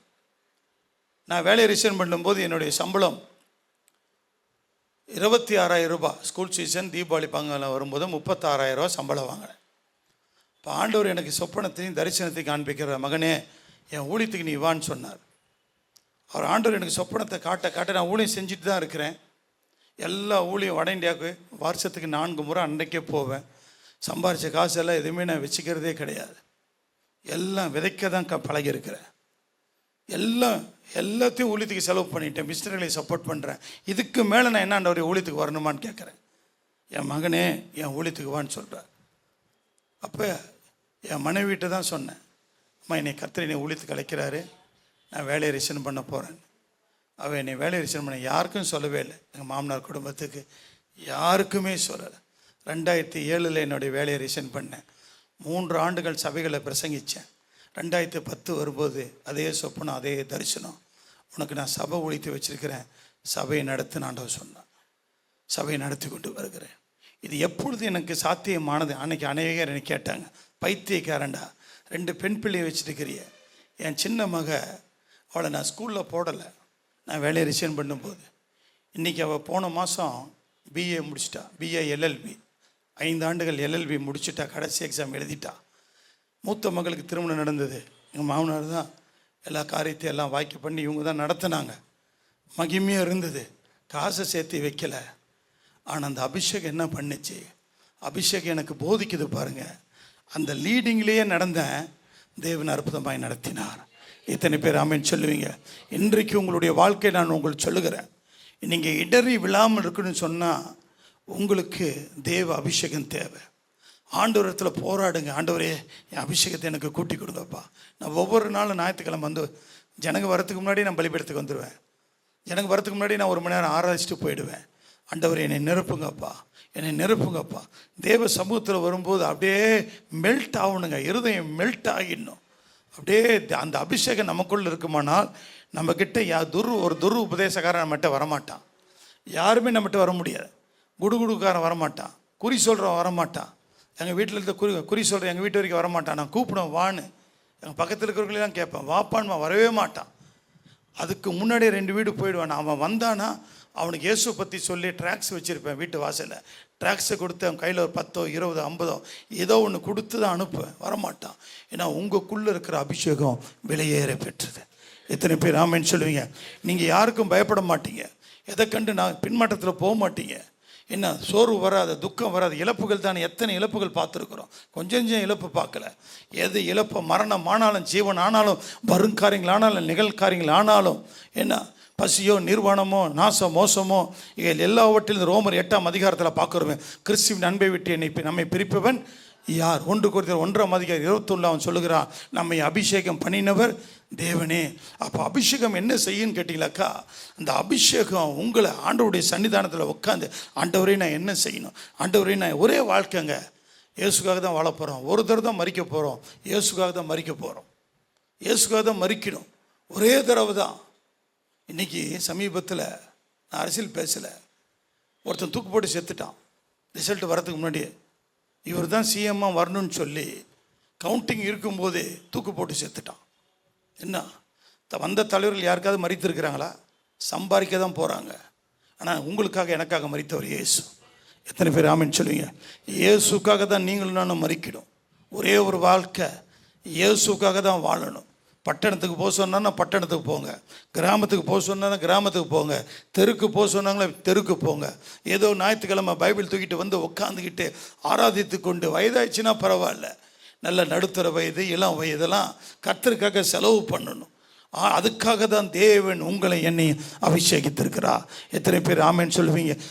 எத்தனை பேர் ஆமேன் சொல்ல முடியும்? மூன்றாவதாக ஒரு குறிப்பு உங்களுக்கு அப்படியே வசனத்தை காண்பிக்கிறேன். மத்தேயு எடுத்துக்கொள்ளுங்கள். மத்தேயு 28ஆம் அதிகாரம் 19, 20 2 வசனங்களை பார்ப்போம். மத்தேயு 28ஆம் அதிகாரம் 19, 20 வேக வேகம் வாசிங்க. ஆகையால் நீங்கள் புறப்பட்டு போய் சகல ஜாதிகளையும் சீஷராக்கி பிதா குமாரன் பரிசுத்த ஆவியின் நாமத்தினாலே கொடுத்து நான் உங்களுக்கு கட்டளையிட்ட யாவையும் அவர்கள் கை கொள்ளும்படி அவர்களுக்கு உபதேசம் பண்ணுங்கள். உலகத்தின் முடிவு பரியந்தமும் சகல நாட்களில் நான் உங்களோடு கூட இருக்கிறேன். ஆண்டவர் சொல்ல இருப்பேன்னு சொல்றார். அப்ப மூன்றாவதாக ஆத்துமாக்களை ஆதாயம் பண்ணணும். 1 பேர் வாசிக்க வேண்டாம், அப்படியே சொல்லிட்டே போறேன். 1 பேதுரு 2ஆம் அதிகாரம் 9ஆம் வசனத்தில் நீங்களோ உங்களை அந்தகார இருளில் இருந்து ஆச்சரியமான ஒளியிடத்தில் வரவழைத்தருடைய புண்ணியங்களை அறிவிக்கும்படிக்கு தெரிந்து கொள்ளப்பட்ட ராஜரிக ஆசாரிய கூட்டமாயும் பரிசுத்த ஜாதியாயும் அவருக்கு சொந்தமான ஜனமாக இருக்கிறீர்கள். மூன்றாவதாக நீங்கள் இடறி போகாமல் இருக்கணுமா? சபையில் வந்து பல வருஷமாக இருக்கிறீங்களா? நீங்கள் ஆரம்பத்தில் சபைக்குள்ளே வரும்போது, புதுசாக சபைக்குள்ளே வரும்போது தேவ பயம் இருக்கும். புதுசாக வரும்போது வசனத்தை பாஸ்டர் பிசைக்கிறா சொல்லும்போது அது உங்கள் மனதை ஏற்றுக்கொள்ளும். ஆனால் நாள் செல்ல செல்ல செல்ல வருடங்கள் ஆக ஆக ஆக அதே பாஸ்டர் தான், அதே செய்தி தான். இப்போ உங்களுக்கு அந்த செய்தி எப்படி இருக்கும்? குத்துற மாதிரி இருக்கும். ஏன்னா நீங்கள் புறப்பட்டு போய் கர்த்தருடைய ஊழியத்தை செய்யாதனால இப்போ எப்படிலாம் இப்போ சபையில் எப்படி ஆயிடுச்சு? பாஸ்டர் குறை சொல்கிறாரு, சொன்னதையே சொல்கிறாரு, பேசுனதையே பேசுகிறாரு. இதெல்லாம் எப்போ வருது? ஆத்துமா ஆதாயம் செய்யாதவர்களுக்கு, ஆத்துமா பாரம் இல்லாதவர்களுக்கு, கர்த்தருடைய ஊழியத்தை புறப்பட்டு போய் செய்யாதவர்களுக்கு, கொடுக்காதவர்களுக்கு. பார்த்தீங்களாக்கா ஓடுற தண்ணி கெட்டு போகாதுங்க. நிற்கிற குட்டை எப்படி இருக்கும்? கெட்டு போய் துர்நாற்றம் அடிக்கும். ரட்சிக்கப்பட்ட ஒரு தேவ பிள்ளைகள் மூன்றாவதாக நீங்கள் எங்கே போகணும்? போய் நீங்கள் வட இந்தியாவுக்கு போக வேண்டிய அவசியம் இல்லை. உங்கள் தெருவில், உங்கள் வீட்டு சைடில், உங்கள் சபைக்குள்ளே வர்றவங்கள யாராவது புதுசாக வந்தால் போய் பார்த்து விசாரிக்கிறோமா? இவங்க வந்திருக்கிறாங்களே, நீ எங்கேருந்து வரீங்க, உங்கள் பேர் என்ன, உங்களுடைய ஜப குறிப்பு என்ன, உங்களுக்கு கொடுக்கப்பட்ட ஊழியங்கள் எதாவது நம்ம பண்ணுறோமா? அப்படியே பைபிள் எடுத்துகிட்டு வருவோம், அப்படியே உட்காருவோம், அப்படியே உட்காந்துட்டு அப்படியே லைட்டாக பைபிள் எடுப்போம், அப்படியே போயிட்டே இருப்போம். என்ன இடம் இது? எந்த இடம் இது? இங்கே இருக்க கேமராவிலே இது பதிவாகுதுன்னு சொன்னால், கேமரா தோன்றதுக்கு முன்பதாகவே ஆண்டவர் வானத்தையே கேமராவாக வைத்திருக்கிறார். வானமே அவருக்கு கேமரா. நம்ம செய்தது எல்லாம் பதிவாகிட்டு தான் இருக்குது.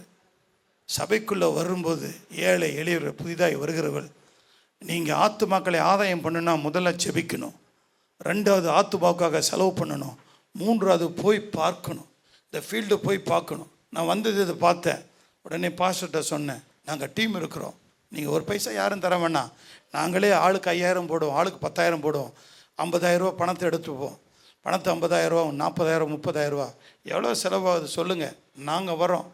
நாங்கள் வந்து பாஸ்டர்ஸ் மீட்டிங் நடத்துகிறோம், சுவிசேஷ மீட்டிங், தெரு பிரசங்கம் பண்ணுறோம், எங்களை 3 நாட்கள் வச்சு சக்க புழிஞ்சிருங்க, சக்க புழிஞ்சு எங்களை அனுப்புங்க, பணத்தை கொடுத்துட்டு போகிறோம், ஊழியம் செஞ்சுட்டு போகிறோம். எங்களுக்கு கொடுத்த ஆண்டவர் தாழ்ந்து இலவசமாக பெற்றுருக்குறோம், இலவசமாக கொடுக்குறோம். இந்த ஊழியத்தை பார்க்கும்போதே நமக்கு ஒரு பாரம் வரும்.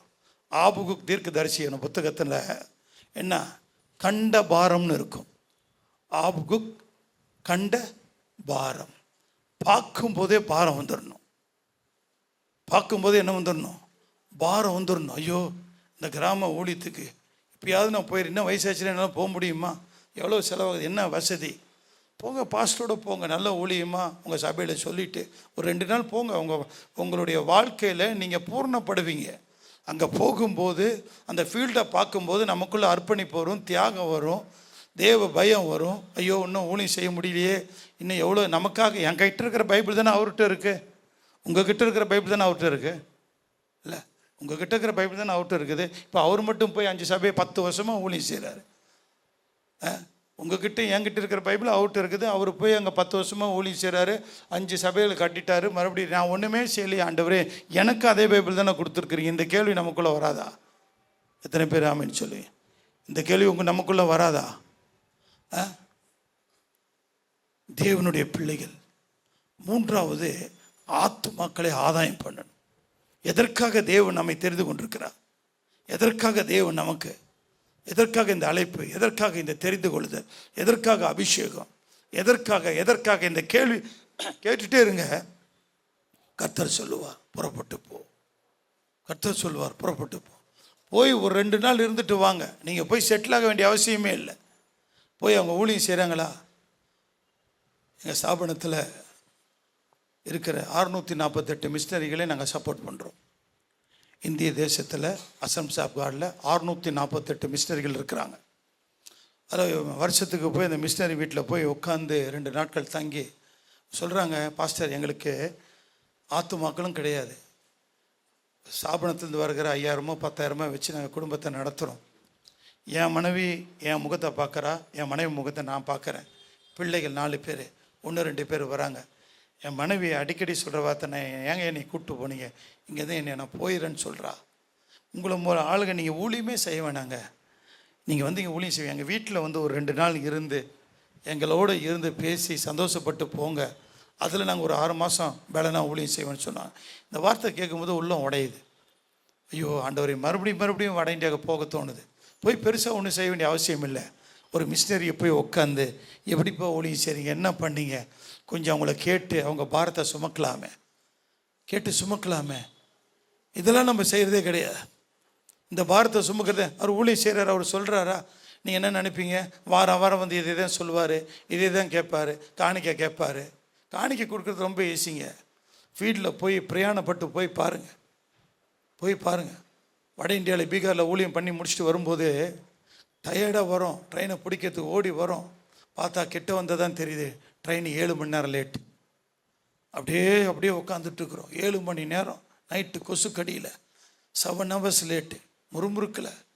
இன்னொரு இடத்துல போய் ஊழியம் செஞ்சு போகிறோம், ட்ரெயின் 23 மணி நேரம் லேட்டு. அதில் தான் ஊழியம் செஞ்சுட்டு வந்துட்டுருக்குறோம். இவைகளை செய்தால் நீங்கள் இடறி விழுவதில்லை. கர்த்தர் உங்களுக்கு கொடுத்துருக்கிற தாளந்துகள், கர்த்தர் உங்களுக்கு கொடுத்துருக்கிறதான நாட்கள், கர்த்தர் உங்களுக்கு கொடுத்ததான எல்லா காரியங்களும் உங்களுக்கு தேவைக்கு போக மீதி எல்லாம் தேவனுடைய ராஜ்யத்துக்காக செலவு பண்ணப்படும் என்று சொன்னால் நீங்கள் ஒரு காலம் இடறி விட மாட்டீங்க. எத்தனை பேர் ஆமீன் சொல்லுவீங்க? ஒரு காலம் ஊழியம் செய்யாததுனால தானே. 1 கொரிந்தியரில் 9ஆம் அதிகாரம் 16ஆம் வசனத்தை வாசித்து பாருங்கள். சுவிசேஷத்தை அறிவிப்பது என்மேல் விழுந்த கடமையாக இருக்குது, அதை அறிவிக்காவிட்டால் எனக்கு என்னது அது? ஐயோ. படிக்கிறீங்களா? அந்த வசனம் இருக்கா? வாசிங்க பார்க்கலாம். 1 சுவிசேஷத்தை நான் பிரசங்கித்து வந்தும் மேன்மை பாராட்ட எனக்கு இடமில்லை, அது என்மேல் விழுந்த கடமையாக இருக்கிறது. சுவிசேஷத்தை நான் பிரசங்கியாது இருந்தால் என்ன சொல்லப்பட்டிருக்குது சொல்லுங்க பார்க்கலாம். எனக்கு ஒரு மனிதனுடைய உச்சக்கட்ட வேதனுடைய தொனி. ஏசாயா தீர்க்கதரிசன புத்தகம் 6ஆம் அதிகாரத்தில் ஐயோ அப்படின்னு கதறான், நான் அதமானேன், ஐயோ. சுவிசேஷத்தை அறிவிக்காவிட்டால் என்னை நோக்கி கர்த்தாவே கர்த்தாவே என்று சொல்லுகிறேன், அதிலே பிரவேசிப்பதில்லை. 2 தீமோத்தேயு 2ஆம் அதிகாரம் 4ஆம் வசனத்தில் 1 தீமோத்தேயு 2:4 எல்லா மனுஷரும் ரட்சிக்கப்படவும் சத்தியத்தை அறிகிற அறிவை அடையவும் அவர் எப்படி இருக்கிறாரா? சித்தம் உள்ளவராக இருக்கிறார். எல்லா மனுஷரும் ரட்சிக்கப்படணும். அப்போ தேவனுடைய ராஜ்யத்தில் என் பிதாவினுடைய சித்தத்தை செய்கிறவனே அல்லாமல் என்னை நோக்கி கர்த்தாவே கர்த்தாவே என்று சொல்லுகிறவன் அதில் பிரவேசிப்பதில்லை. எதில் பிரவேசிப்பதில்லை? நீங்களும் நானும் போவோங்கிற ஒரு நம்பிக்கையில் இருக்கிறோம் பாருங்க. இந்த போவோங்கிற ஒரு நம்பிக்கையில் இருக்கிறோம் பாருங்க. இந்த நம்பிக்கை நல்லது தான், ஆனால் பிரவேசிப்போமாங்கிறது பார்த்துக்கணும். பிரவேசிக்கிறோமாங்கிறத என்ன செய்யணும்? பார்க்கணும். அதுக்கு என்ன செய்யணும்? அப்போ தேவனுடைய சித்தம் என்னங்கிறது வேதத்தை வாசிக்கும் போதே தேவனுடைய சித்தம் புரிஞ்சிடும். அப்போ எல்லா மனுஷரும் ரட்சிக்கப்படணும்னு சொன்னால் அப்போ நீங்கள் நான் என்ன பண்ணணும்? Each one catch one. பார்க்குறாரு. இயேசுவை அறியாதவர்களுக்கு சுவிசேஷம் சொல்லுங்க. இயேசுவை காஷ்மீரில் போய் ஊழியம் செய்ய போனோம், கார்கிலில் போய் ஊழியம் செய்ய போனோம். அந்த கார்கில் காஷ்மீர் எல்லாம் போனால் டைரெக்டாக ஊழியம் செய்ய முடியாது, பிரசங்கிப்பதற்கே பைபிள் கொண்டு போக முடியாது. இந்த ஊழியக்காரர் சொன்னார், என்ன சொன்னார் அவர், பாஸ்டர் யாரோ ஒருத்தர் தான் பைபிள் எடுக்கணும், வேறு யாருமே பைபிள் எடுக்காமல் தான் வரணும்னு சொல்லி எங்களை கூட்டிகிட்டு போனார். நீங்கள் எப்படியா ஊழியம் செய்வீங்கன்னு சொல்லி நான் உங்களை கேட்டேன். அவர் சொன்னார், நான் முடிவெட்ட போகும்போது ட்ராக்ஸ் எடுத்துகிட்டு போவேன்யா, ட்ராக்ஸை அந்த கடையில் சேரில் வச்சுருவேன், ஏஞ்சி முடி வெட்டிடுவேன். எனக்கு பின்னாடியோ முன்னாடியோ யாராவது அந்த ட்ராக்ஸ் எடுத்து அவங்க படிப்பாங்க, படிச்சுட்டு கிழிச்சு போட்டால் நான் விட்டுருவேன். ஒரு வேளை அவங்க படிச்சுட்டு பேக்கெட்டில் வைப்பாங்கன்னு சொன்னால் நான் வெளியே அவங்கள பார்த்துக்கிட்டே இருப்பேன். அவங்க எங்கே போகிறாங்க, அவங்க வீடு எது, அவங்க ஏரியா எதுன்னு பார்ப்பேன். அவங்க அப்படி வீட்டு வரைக்குமே அந்த ட்ராக்ஸ் கொண்டு போயிட்டாங்களா, அந்த வீட்டுக்காக ஜெபம் பண்ணிட்டு வருவேன். மறுபடியும் அந்த வீட்டை போய் நான் சந்திப்பதற்கு நான் ஜெபம் பண்ணிட்டு போவேன். இப்படி தான் நாங்கள் ஆத்துமாக்களை ஆதாயம் பண்ணுறோன்னு சொன்னாங்க. அந்த நிலைமை எங்கே இருக்குது நமக்கு? யாரை பார்த்தாலும் இயேசுவை பற்றி சொல்லலாம், யாரை பார்த்தாலும் இயேசுவை பற்றி. அவ்வளோ சுதந்திரத்தை கர்த்தர் திறந்த வாசலை வைத்திருக்கிறா. எத்தனை பேர் ஆமென் சொல்லுவீங்க? பயமில்லாத ஒரு திறந்த வாசலை கர்த்தரை வைத்திருக்கிறா. அதனால் கட்டப்பட்ட எங்கே பார்த்தாலும் ஜனங்கள் பிசாசை பிடியில் கட்டப்பட்டிருக்கிறாங்க. எங்கே பார்த்தாலும். போன வாரத்தில் 2 நாட்கள் செஞ்சியில் நாங்கள் ஊழியம் செய்கிறோம். சென்னையிலேருந்து 170 கிலோமீட்டர். எங்கள் சபை விசுவாசியுடைய வீடு. பாஸ்டர் எங்கள் ஏரியாவுக்கு வாங்கன்னு சொல்லி கூப்பிட்டா. இந்த மகளை போய் பார்க்கும்போது அந்த ஏரியாவோட கிராமத்தில் ஒரு சபை கிடையாதுங்க, 19 கிராமம். 4 ஆண்டுகளாக மாதம் போய் சுவிசேஷத்தை அறிவிச்சிட்டே இருக்கிறோம். இப்போ போய் 2 நாட்கள் விபிஎஸ் நடத்தணும்.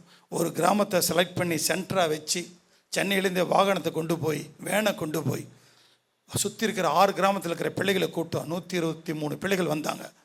அவங்களுக்கு அங்கே விபிஎஸ் சொல்லி கொடுத்து, கிஃப்ட்டு கொடுத்து, சாப்பாடு கொடுத்து, கூல்ட்ரிங்க்ஸ் கொடுத்து மாலையில் சுவிசேஷ கூட்டம் நடத்தினேன். அடுத்த நாள் வேறு ஒரு ஏரியாவுக்கு போய் அந்த கிராமத்தில் ஷாமினா பந்தல் போட்டு ஒரு நாளைக்கு 8500 கேட்டான்.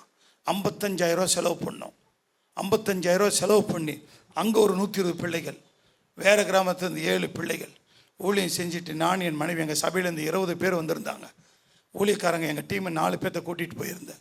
2 நாட்கள் மகிமையாக ஊழியம் செஞ்சு பிள்ளைகள் அபிஷேகத்தில் நடத்தணும்.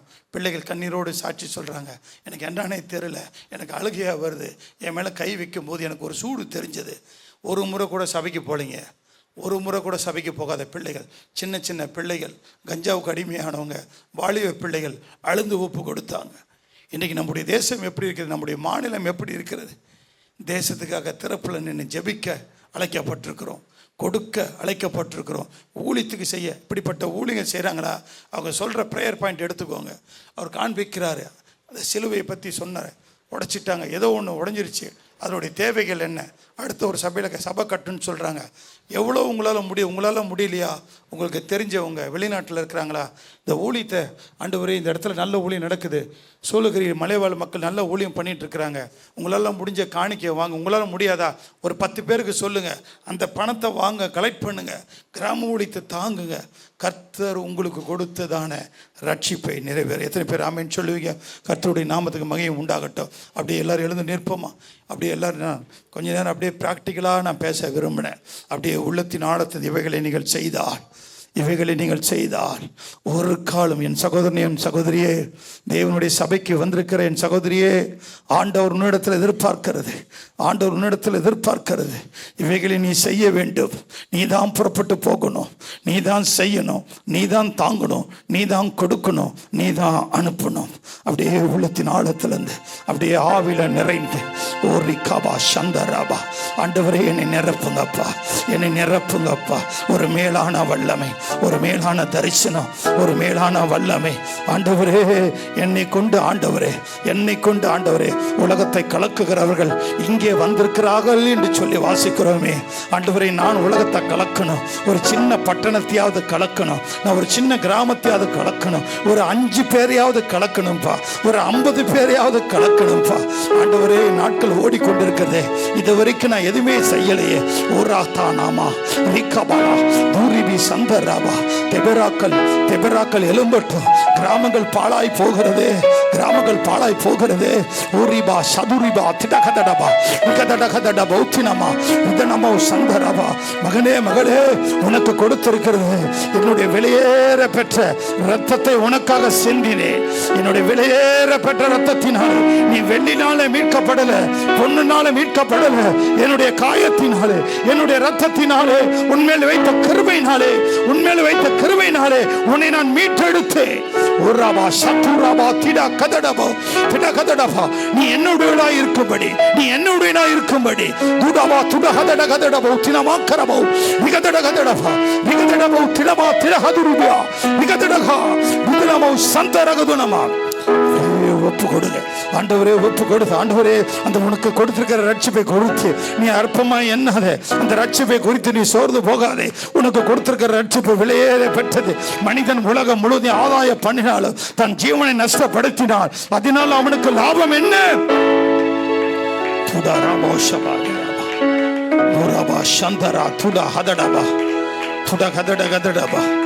மதிகேடனே, நீ சேர்த்து வைத்தது யாருக்கு சொந்தமாகும்? இன்று இரவு ஆத்துமா எடுத்துக்கொள்ளப்படுமானால் தூரிபி சந்தர் ரத்துடபா. சேர்த்து வைத்தது அல்ல, வெளியேற பெற்ற ரட்சிப்பை ஆண்டவர் தந்திருக்கிறார். மகனே மகளே, செலவு பண்ணுவதற்காக அழைக்கப்பட்டிருக்கிற, செலவு பண்ணுவதற்காக அழைக்கப்பட்டிருக்கிற, செலவு பண்ணுவதற்காக பிடிக்கப்பட்டிருக்கிற, செலவு பண்ணுவதற்காக முன்குறிக்கப்பட்டிருக்கிற உன் மேல வைத்திருக்கிற அபிஷேகம் பெரியது. விழுந்து கிடக்காத. ஓடி போக வேண்டிய தூரம் வெகு தூரம். ஓ துடா ஹந்துராபு சதடபா திடகதடகதடபு தினமாங்கர கதடிபி லகதட கதடபு துடகதடபு திடகதடபு திடகதடபு சிரா ரியா திரா துரபு. அப்படியே ஆண்டவருடைய சன்னிதானத்தில் ஒப்புக்கொடு. ஆண்டவரே, என்னை மன்னிங்கப்பா. திருப்பி ஆண்டவர் உன்னை சேர்த்துக் கொள்க. உண்மை உள்ள தேவன் இயேசுவிடத்திலே வா, மனம் திரும்பி வா. உன் மேல அவர் பிரியமா இருக்கிறார். உனக்காக வைத்திருக்கதான அலங்கார வஸ்திரங்களை உடைத்துக்கொள். உனக்காக வைத்திருக்கதான அபிஷேகத்தை பெற்றுக்கொள். உனக்காக வைத்திருக்கதான ஆசீர்வாதத்தை சுகந்தரித்துக் கொள். உன் துக்கத்தை சந்தோஷமாய் மாற்றுவேன். உன் காயங்களை நான் ஆற்றுவேன். தூரிபி சந்தரா திடகதடிபி நிகதடகதடபா உகதானாமோ சந்தரீதாராபா. நீ விரும்பினது அவரால் வரும். நீ விரும்பினது அவராலே வரும். சுதா ஹந்தா ராது ராபோதி ரிதரா ஹந்தா ராபோ திடகதடபா சுஹந்தா ராபா. அப்படியே தேவ சமூகத்தில் ஒப்பு கொடுப்போமா, ஒப்பு கொடுப்போம். ஆண்டவரே, ஆண்டவரே, இந்த ரட்சிப்பு, நீ வெளியேறப்பட்ட ரட்சிப்பை நான் இதை குறித்து அசால்ட்டா இருந்தேன். இது மேல எனக்கு ஒரு நாட்டம் இல்லை, இது மேல எனக்கு ஒரு நம்பிக்கையே இல்லை. ஆனால் இன்றைக்கு அந்த நம்பிக்கை எனக்குள்ள முளைத்திருக்கிறதப்பா. இரண்டாவது அபிஷேகத்தை கேளு. புதிய புதிய வரங்களை கேளு. நவமான பாஷைகளை கேளுங்க. மணிக்கணக்கா தேவ சமூகத்தில் விழுந்து கிடக்கிற அபிஷேகத்தை கேளுங்க. மணிக்கணக்கா விழுந்து கிடக்கணும். உங்களை மறைக்கிற அபிஷேகத்தை கேளுங்க. உங்களை மறைத்த தேவ சமூகத்துக்காக, தேவனுக்காக எழும்பி பிரகாசிக்கிற ஒரு அபிஷேகம், எழும்பி தூசியை உதறுகிற ஒரு அபிஷேகம், ஜெயங்கொள்கிற ஒரு அபிஷேகம் கேளு. ஆண்டவர் சமூகத்தில் நிரப்புங்கப்பா. நான் விரும்பிய போக கூடாது. நான் இந்த இடத்துல வந்தது ஏதோ ஒரு சின்ன கூட்டமா இருந்தாலும் இது கர்த்தருடைய பார்வை வெளியேறப்பட்டது. உனக்கு வெளியேறப்பட்ட தருணத்தை தந்திருக்கிறார். இந்த நாள் ஒரு ரட்சணிய நாள். இந்த நாள் உனக்கு ஒரு அபிஷேகத்தின் நாள். இந்த நாள் உனக்கு ஒரு புதிய ஆக்கிற நாள். தூராபா சதுருபா திடகதடபா நிதர பெற்றுக்கொள். உன் வல்லமையே.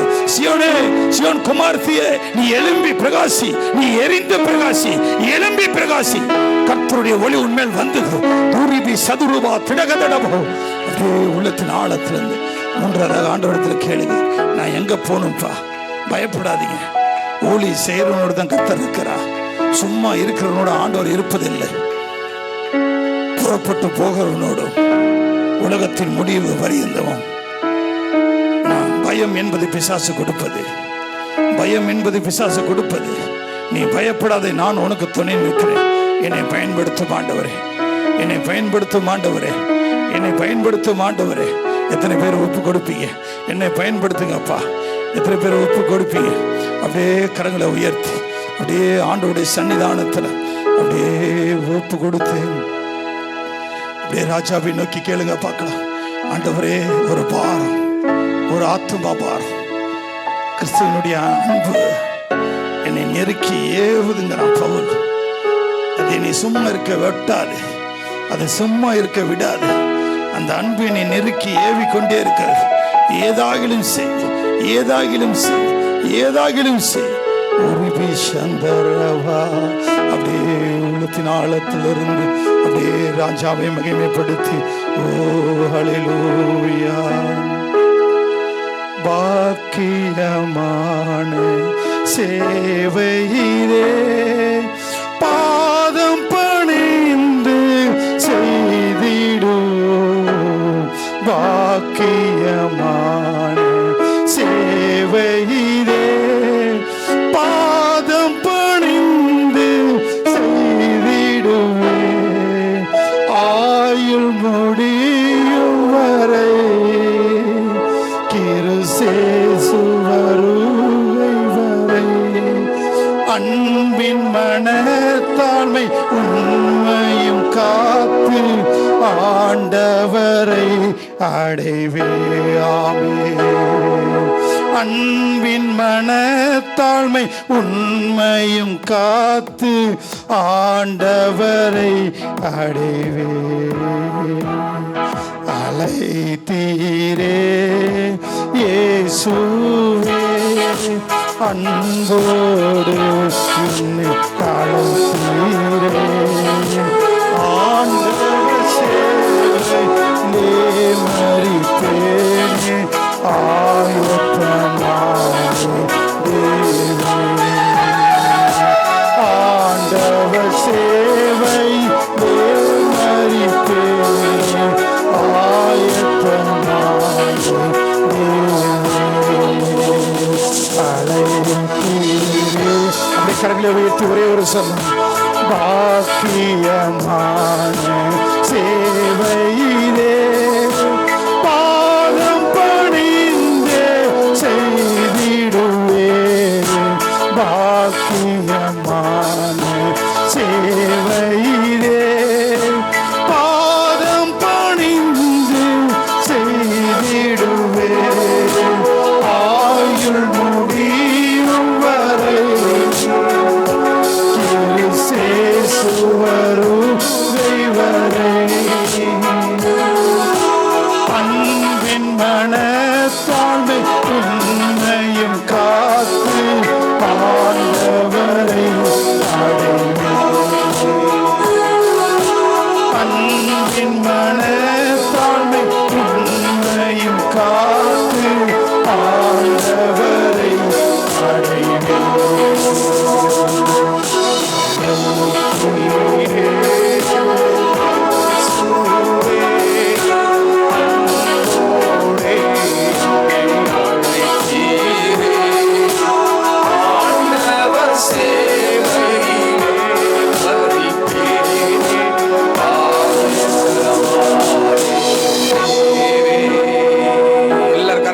ஆண்டவர் மகிமை செலுத்துங்க. இந்த நாளில் ஆண்டவர் நம்மோடு பேசுறதற்காக எல்லாரும் கரங்களை தட்டி ஆமென். ஒரு புதிய அனுபவம், ஒரு புதிய மகிழ்ச்சி, ஒரு புதிய சந்தோஷம், ஒரு புதிய ஒப்படைப்பு. ஹல்லேலூயா.